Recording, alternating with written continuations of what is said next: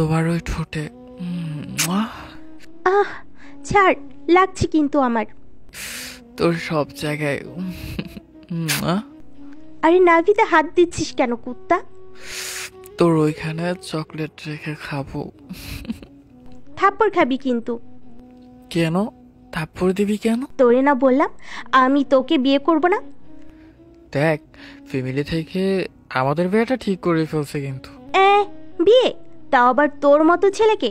তোর কি আছে রে আমাকে ভালো রাখার মতো?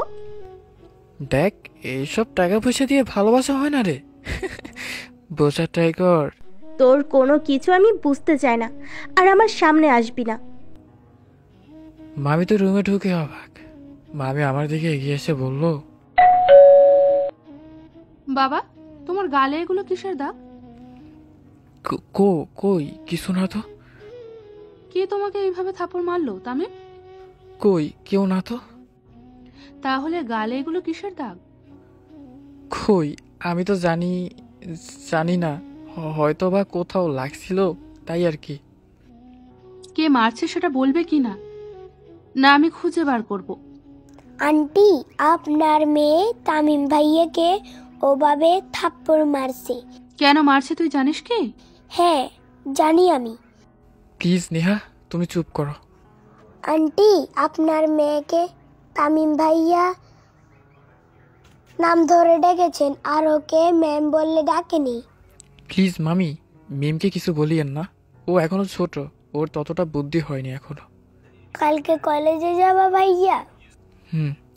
যাবো, তুমিও আসিও। যাব কালকে কলেজে। কথা হবে, বাই। বাই বলে আমি নিজের রুমে চলে আসলাম। আর ও হ্যাঁ, আমরা যেই কলেজে পড়ি সেই কলেজের এই স্কুলে নেহা ক্লাস 10-এ পড়ে। তাই তো আমরা সবাই মিলে একসাথে বসে গল্প করি। আমি গাড়িতে বসে আছি, কিছুক্ষণ পরে মামা মামি এবং মিম এসে গাড়িতে বসলো। মিম আমার গাড়িতে বসলো, মামা মামির সামনে গাড়িতে বসলো। আমি গাড়ি ছেড়ে দিলাম, কিন্তু দূরে যাওয়ার পর আমি নিজেই বললাম, সরি ম্যাম, আমার ভুল হয়ে গেছে। তুমি মাকে কি বলছো? কই কিছু বলিনি তো। তোমাকে যে থাপ্পড় মারছি, এটা কে বলেছে মাকে? আমি বলি নাই তো। কি বলেছে তাহলে? নেহা বলছে। মিথ্যা বলার জায়গা পাও না? ও কেন বলবে? যেটা সত্যি সেটাই বলছি। ও, আর যেন এমন ভুল না হয়, আর হলে সোজা জুতা পিটা করব। Okay ma'am. ওকে। আর হ্যাঁ, নেহার সাথে এত কিসের কথা? কই কিছু না তো। গেছো থেকে কি কথা বলবে এত? আমি তো কিচ্ছু বলি নাই, সব তো নেহাই বলছে। কি কি বলছে? অনেক কথা বলা, সব কথা বলা সম্ভব না। তোমার জন্য দেখতেছি ওর দরদ উতলে পড়তেছে।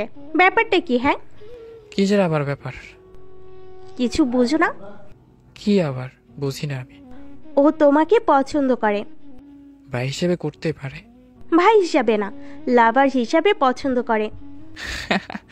হাসালেন ম্যাম, আমাকে সত্যি হাসালেন। কেন? এখানে হাসি কি হলো?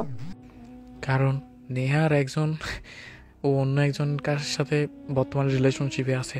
কে সে? আমার ফ্রেন্ডশিপ শামীমের সাথে। ও, ভালো। ম্যাম নামেন এখন, আমরা বাসায় চলে আসছি। আমরা সবাই মিলে বাসায় চলে গেলাম। আমি ফ্রেশ হয়ে বিছানায় শুয়ে ফোন টিপতেছি, এমন সময় পাশের রুম থেকে শুনতে পেলাম মামির কণ্ঠ। ম্যাম, সাজা হচ্ছে তাই না? ম্যাম বলে ডাকতে হবে তোকে। নিশ্চুপ। কেউ কাউকে এইভাবে থাপ্পড় মারে? ওর গালটা তো ফেটে গেছে। আবারও নিশ্চুপ করে আছে। আজ তুই এত বড় বড় গাড়িতে চড়ে বের হইতেছিস, জানিস এগুলো? এবারও নিশ্চুপ। এগুলো সব তামিমের। তোর বাবার কিচ্ছু নাই, সব টাকা পয়সা তামিমের। ও যদি ইচ্ছে করে সব কিছু এখানেই আমাদের কাছ থেকে কেড়ে নিতে পারে। তুই কিভাবে পারলি ওর গায়ে হাত তুলতে? তোর কি একটুকু হাতটা কাঁপে নাই ওকে মারার আগে? ছি ছি ছি, আমি এত খারাপ মেয়ে কিভাবে জন্ম দিয়েছি ভাবতেই তো পারছি না। এদিকে আমি তো মামির কথা শুনে থো হয়ে গেছি, কারণ আমি তো জানতামও না যে এইসব কিছু আমার বাবার। যাই হোক, আমার বাবার তাতে কি, যে আমাকে ছোট থেকে মানুষ করছে এই সব কিছু তাদের হোক। আমি এসব ভাবতে ভাবতে শুনতে গেলাম মামি মিমকে মারতেছে। এক রুম থেকে দৌড় দিয়ে গিয়ে মিমকে সরাই দিলাম।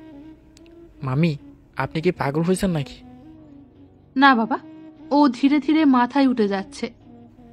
ও হয়তোবা বুঝতে পারে নাই ব্যাপারটা, তাই থাপ্পড়টা মারছে। না বাবা, তুমি সরো।